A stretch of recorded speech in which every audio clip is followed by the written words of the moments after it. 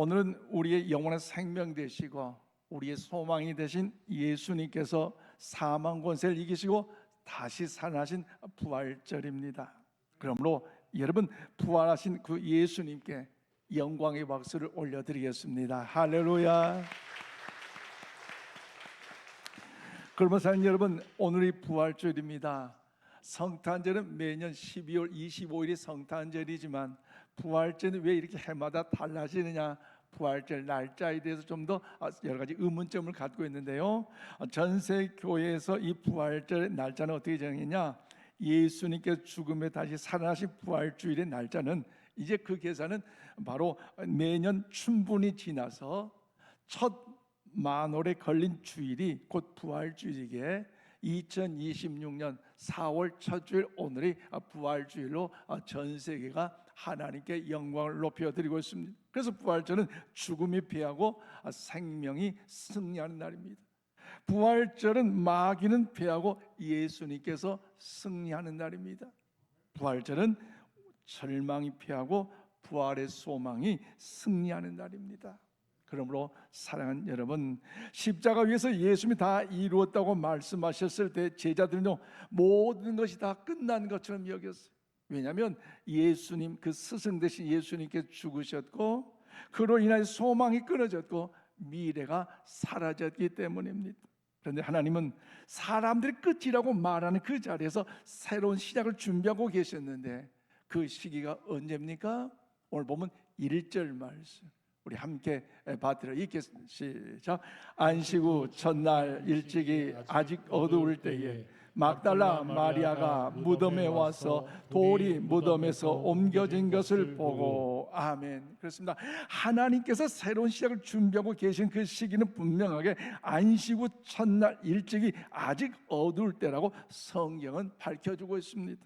그래서 여기서 아직 어두울 때, 이것은요 단순히 새벽의 시간을 이야기도 하지만 영적으로 중요한 의미가 있는데 뭡니까? 이것은 영적으로 어두운 상태입니다. 부활을 이해하지 못한 상태요, 믿음이 아직도 이제 열리지 않는 그 상태를 이야기하고 있습니다. 그런데 바로 그 어둠 속에서 하나님은 새 창조의 아침을 준비하고 계신다는 거죠. 쉽게 말씀드리면 하나님의 창세기 1장을 통해서 빛이 있으라 말씀하심에 어둠이 떠나고 빛이 있었던 것처럼 여러분, 부활을 통해서 새로운 창조를 시작하고 계시는 것입니다. 그러므로 사랑하는 여러분, 하나님은 밝을 때만 일하신 분이 아니라 가장 어두울 때도 가장 놀라운 일을 시작하신 분이 우리의 전능하신 하나님이신 줄로 믿습니다. 그렇다면 사랑하는 여러분, 질문 드립니다. 여러분은 예수님의 부활을 믿고 있으십니까? 그렇다면 나는 예수님께서 나의 죄를 위하여 십자가에 죽으시고 사망 권세를 이기시고 사흘 만에 부활하신 그 사실을 믿는다면 여러분 삶의 여정 가운데 믿음의 삶을 부활의 신앙으로서 어떻게 살아가고 계십니까? 어떻게 살아가세요? 오늘 본문 말씀을 통해서 예수님의 그 부활하신 증거가 무엇인지 발견하고 또 그로 인해 하나님이 우리에게 주신 영적인 음성을 들리는 이 아침이 될 수 있기를 바랍니다. 자, 저는 오늘 1절 2절 말씀 보니까 열린 빈 무덤이 바로 예수님의 부활하심을 증거함으로써 하나님은 맡긴 것을 이루신 분이라는 사실을 오늘 성경을 통하여 우리에게 말씀하고 있습니다. 그렇습니다. 여러분, 예수님이 죽으셔서 묻히신 이 돌무덤은요 열린 이 무덤이 되었고 그 돌문이 열려져서 그 안에는요 비어 있었고 이 자체는 뭐냐, 하나님은 막힌 것을 뚫으시는 전능하신 하나님의 사실을 우리에게 말씀하고 있습니다. 그럼 오늘 1절로 2절 말씀 보십시오. 안식 후 첫날 일찍이 아직 어두울 때에 막달라 마리아가 무덤에 와서 돌이 무덤에 옮겨진 것을 보고 시몬 베드로와 예수께서 사랑하시는 그 다른 제자에게 달려가서 말하되 사람들이 주님을 무덤에서 가져다가 어디 두었는지 우리가 알지 못하겠다 하니. 그렇습니다. 여러분, 막달라 마리아가 예수님의 시신을 뭔가 향품을 발려드리려고 그 무덤에 갔는데 그 마음 자체가 사심이 괴로웠어요. 너무 슬펐어요. 그럼에도 불구하고 놀라운 것을 목격에는 무엇입니까? 그 무덤 문을 가로막는 돌문이 이제 굴러서 밖에 있다는 것. 그리고 그 안에 정작 예수님의 시신이 보이지 않다라는 것이지요. 여러분, 이 돌무덤이 열린 이 자체는요 단순한 변화가 아닙니다. 왜냐하면 당시 무덤은 완전히 막힌 공간이었고요, 죽음을 지배한 것이었고, 전 세계 가장 제일국 그 로마 제국의 영향력 아래 있었기 때문에 어느 누구도 그 예수님이 묻힌 그 돌 무덤을 감히 탐낼 수도 없고 만질 수도 없는 것 아니겠습니까? 구약 성경 이사야 25장 8절 말씀에는 사망을 영원히 멸하실 것이라 주 여호와께서 모든 얼굴에서 눈물을 씻기시며 자기 백성의 수치를 온 천하에서 제하시리라. 여호와께서 이같이 말씀하셨느니라고 기록하고 있습니다. 그렇습니다. 이사야 선지자가 주신 사망을 영원히 멸하실 건 이 의미는 뭐냐? 하나님이 죽음 자체를 없애신다는 것, 이 예언의 약속으로서 언젠가 그렇게 하나님께서 역사하실 거라는 사실을 의미하고 있습니다. 그런데 예수님의 부활이 무엇입니까? 그 이사야 선지자 예언대로 우리 주님께서 저와 여러분의 죄를 위해 십자가 위에서 죽으시고 영원토록 죽는 것이 아니라 그 죽음에서 사흘 만에 살아나신 부활의 증인으로 나타난 줄로 믿습니다. 그러므로 유대인들 보십시오. 주님께서 부활한다는 사실들을 이미 공적으로 알렸기 때문에 죽는 사람이 살아난다? 천하에 그런 일이 어디가 있겠어요? 그래서 이때 유대인들은요, 혹시나 제자들이 그 예수님의 시신을 가져다가 놓고 예수님이 부활했다, 예수님 살아났다, 아마 그런 소리를 할 것 같아서 아예 이제 빌라도의 영향력이 있는 이제 군인들을 데려다가 그 무덤을 지키겠고, 돌아가면서 그 무덤을 지킬 때 어느 개미 한 마리라도 예수님의 묻힌 그 무덤에 올 수가 없다는 거죠. 그리고 이제 그 일을 통해서 어떻습니까? 빌라도의 명령에 의하여 막힌 돌 입구에 총독이 새긴 인장을 찍어서 흔들리지도 않고 아예 움직이지 않도록 인장을 찍었다는 것이죠. 이 자체를 통해서 혹시라도 문제가 있으면 제자들이, 그 추종자들이 했을 것이다 라는 사실들을 유대인들은요 당시에 이야기를 하고 있는 과정 아닙니까? 그런데 여러분, 이 돌 구덩이가 굴려져 있었고 무덤이 활짝 열려 있었다고 성경은 말씀하고 있는데, 특별히 신약 성경 마태복음 28장 2절로 4절 말씀 우리 함께 받들어 읽겠습니다. 시작. 큰 지진이 나며 주의 천사가 하늘로부터 내려와 돌을 굴려내고 그 위에 앉았는데 그 형상이 번개 같고 그 옷은 눈같이 희건을 지키던 자들이 그를 무서워하여 떨며 죽은 사람같이 되었더라. 아멘. 그렇습니다. 똑같이 예수님의 부활 현장의 그 사실을 목가며 이 마태는 그 기록하고 있는데, 여러분 어떻습니까? 지진이 났고, 예수님이 부활 당시에 지진이 났고, 병사들 그 지진의 충격과 함께 천사들이 본 여러 가지 일을 통하여 저들이 마치 죽은 것처럼 쓰러져 있다는 것이지요. 그러므로 사랑하는 여러분, 예수님의 시신이 묻혔던 이 돌무덤이, 이 막혔던 돌이 열려져 있다는 것, 도저히 이스라엘 사람 유대인들은요 이해할 수가 없는 사건 아닙니까? 절대로 그렇게 돼서는 안 된다는 것이죠. 그런데 돌문이 열렸고 무덤이 비어있다, 어떤 의미입니까? 바로 예수님께서 부활하신 줄로 믿습니다. 우리의 죄를 위하여 죽으신 주님이 사흘 만에 살아나셨다는 것, 그러므로 예수님이 살아나셨기 때문에 우린 주의 영광을 위하여 부활 신앙으로 살아가야 할 줄로 믿습니다. 쉽게 말씀드리면 예수님의 부활하심으로 빈 무덤은 이제 더 이상 죽음이 마지막이 아니라는 거죠. 이 부활의 이 은혜는요 여러분 더 이상 절망의 끝이 아니라는 거죠. 하나님은 막힌 인생도 길을 여시는 전능자이심을 믿으시기를 바랍니다. 그러므로 사랑하는 성도 여러분, 우리 예수님의 사망 권세를 깨뜨리시고 부활하셔서 부활의 첫 열매가 되어주심을 믿으시기를 바랍니다. 예수님의 부활의 열매가 되셨기 때문에 우리도 같은 믿음 안에서 동일한 부활을 통하여 살아갈 때에 주의 영광의 은총이 있다는 사실을 기억하면서 환난 많은 이 세상에 부활신앙으로 더욱 주님을 찬양하고 주 안에 승리의 삶을 살아가는 우리 모두가 다 될 수 있기를 이 아침 주님의 이름으로 축원을 드립니다. 더 나아가 오늘 주님의 부활의 그 역사를 이룬 증거가 무엇입니까?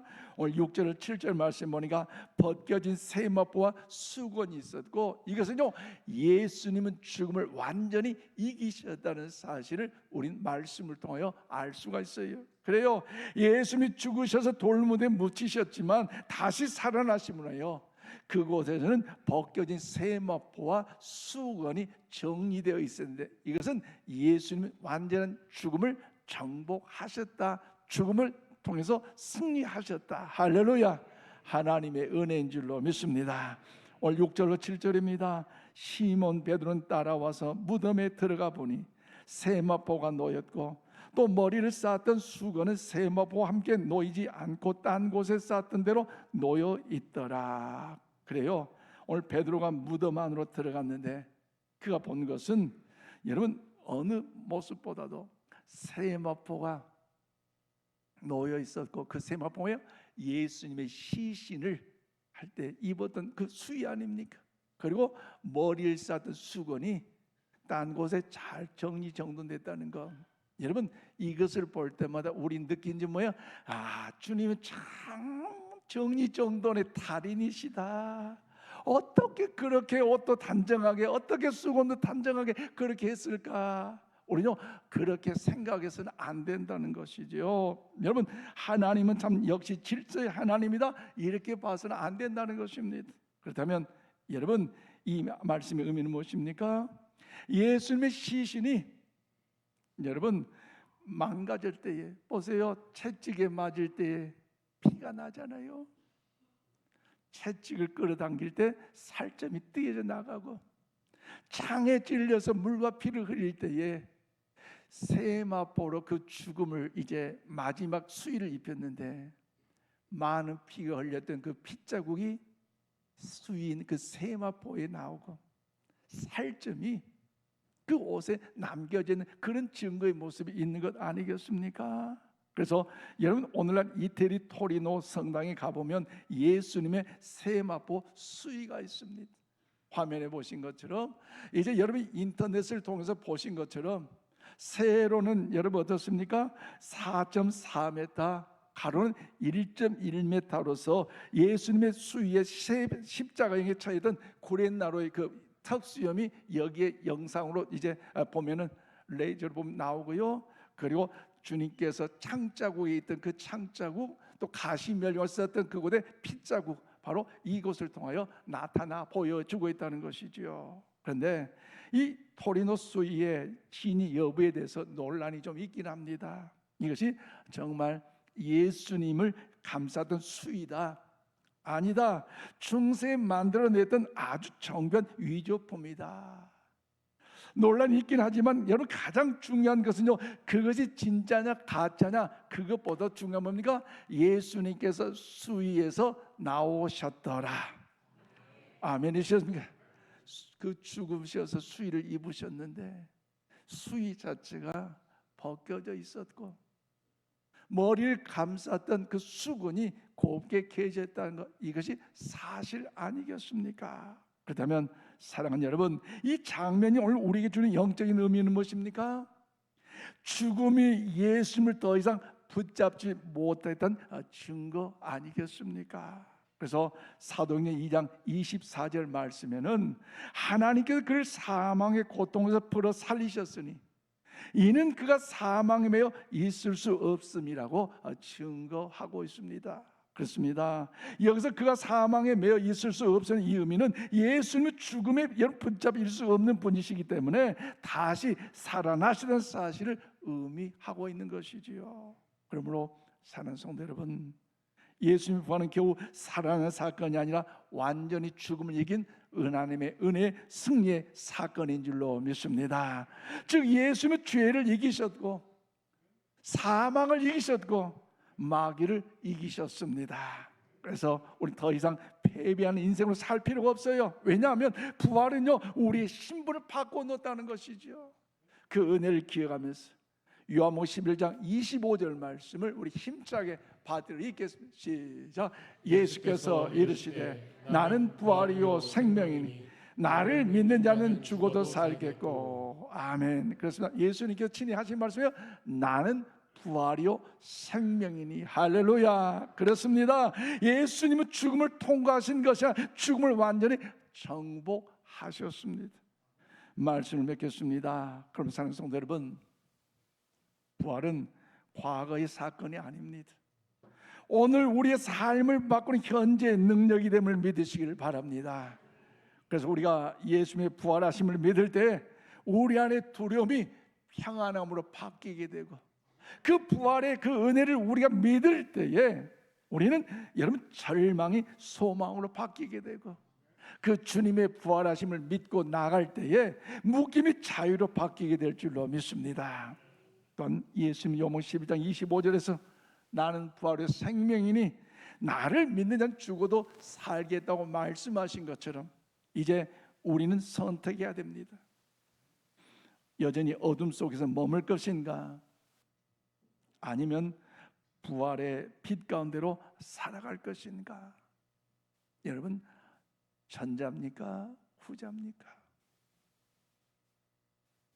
사랑하는 우리 인천신과 가족 여러분, 부활하신 예수님은 우리에게 생명을 주시는 주님이십니다. 자유를 주신 주님이십니다. 소망을 주신 주님이십니다. 그러면 이제 우리는 이렇게 살아가십시다. 부활을 믿는 사람으로만 만족할 것이 아니라 이제 부활을 살아낸 사람이 될 수 있기를 주님의 이름으로 축원을 드립니다. 또한 부활의 증인으로 살아간 삶을 우리가 살아가심으로 어떤 고난도, 어떤 환난도, 어떤 근심도, 어떤 눈물의 역경의 시련도 부활신앙으로 담대히 이겨내는 승리의 삶을 살아가시기를 주님의 이름으로 축원을 드립니다. 기도하십시다. 살아계신 하나님 아버지, 사망 권세를 깨뜨리고 부활하신 주님을 찬양합니다. 어둠 속에 있던 우리를 빛으로 부르시고 막힌 인생의 돌을 옮기시며 절망 가운데 있던 우리에게 소망을 주신 은혜를 찬양하며 감사합니다. 그러나 주님, 우리의 삶 속에 아직도 열리지 않는 무덤이 있다면 오늘 부활의 능력으로 열어주시옵소서. 두려움에 묶여있는 마음이 있다면 부활의 생명으로 자유롭게 하여 주시옵소서. 이제 우리가 부활을 아는 사람이 아니라 부활을 살아내는 사람이 되게 하시고 우리의 삶이 예수님의 살아계심을 증거하는 거룩한 통로가 되게 하여 주시옵소서. 살아계신 예수님의 이름으로 기도하옵나이다. 아멘.